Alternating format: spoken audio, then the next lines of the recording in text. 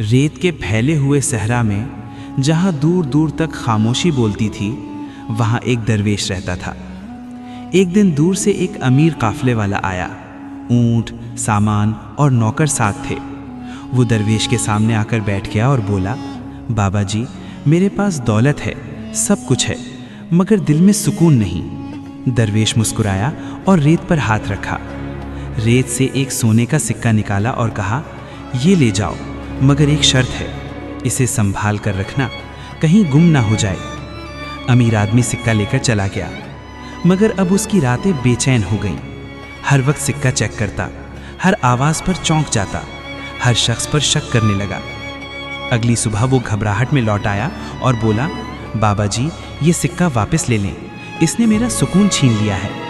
दरवेश मुस्कुराया और बोला, बेटा, सहरा में आग पानी से नहीं, लालच से लगती है।